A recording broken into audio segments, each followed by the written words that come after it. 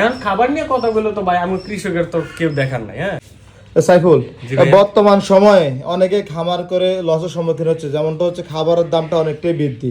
তো বর্তমান সময়ে যে কি কি খাবার দিয়ে খামার পরিচালনা করলে, এবং খাবার কিন্তু কম দেওয়া যাবে না, মোটামুটি একটা রিজনেবল প্রাইসে কি কি খাবার ব্যবহার করতে পারে খামারের জন্য? আমি যেটা ব্যবহার করি, হ্যাঁ, যেমন আমাদের খাবার যদি ঘাস খাওয়াইতাম ওরকম কিন্তু রেজাল্ট আসে না মোটা তাজার ক্ষেত্রে ঘাসে। যেমন এটারে সকাল বিকাল এটার দিতে 4.5 কেজি দানাদার, ওইটার দিতে 4 কেজি দানাদার।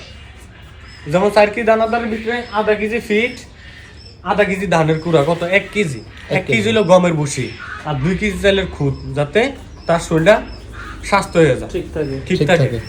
আচ্ছা, এখন এই যে সবাই বলে খাবারের দাম ঊর্ধ্বমুখী, এখন এই খামার করে কি টিকে থাকা সম্ভব? এই খাবারগুলো খাওয়া টিকে থাকা সম্ভব? হ্যাঁ, আমরা তো অনেকে জানি না যে খাবার খাওয়াই ঠিক আছে, কিন্তু কি খাবার খাওয়াইলে যে ভালো মোটা তাজা হয় এটা আমরা অনেকে জানি না। না জানার কারণে তারা ক্ষতির মুখে হয়। যেমন আচ্ছা, খাবার বাড়লে কিছু, গরুর দামও তো বাড়তেছে। হ্যাঁ, খাবার নিয়ে কথা বলে তো ভাই আমি কৃষকের তো কেউ দেখার নাই। হ্যাঁ, কারণ খাবার নিয়ে কথা বলে অনেক কোম্পানি পিছনে লেগে যাবে। যেমন সরকারের, যেমন ইয়াতে কালকে ইয়াতে একটা ভিডিওতে দেখলাম, এই যে বাহিরের এক কান্ট্রি, অস্ট্রেলিয়া না নিউজিল্যান্ডে, এই প্রধান কার্যালয়ের সামনে একবার আলুর পুরা টাকায় না আলু ফালাই দিছে রাস্তার মাঝে, আলুর দাম কমে গেছে। হ্যাঁ, তো আবার তারা কি বললো যে সরকার তো তাদের মানে ইয়া করবো, যেহেতু কৃষক, আমরা তো কৃষকের উপরে ধরতে গেলে কৃষক আর বিদেশি রেমিটেন্সের উপরে পুরো দেশ নির্ভর করে। এখন যায় আমগো কয়, যেমন আমার মুরব্বীকে একটা কথা আছে, দুধ দেয় না গায়ে লাথি খেলেও ভালো আছে। এখন আমরা তো লাথি দিতেও পারি না, আমগরে আরো লাথি দেয়। এটাই বাস্তব।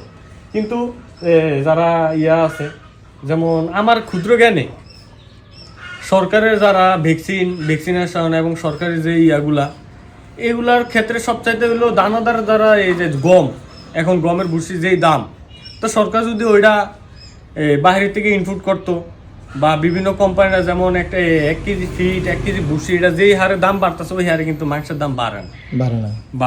আর বাড়লো কষাইরা পাই, আমরা খামারিরা পাই না। এখানে একটা সিন্ডিকেট কাজ করে সব সময়।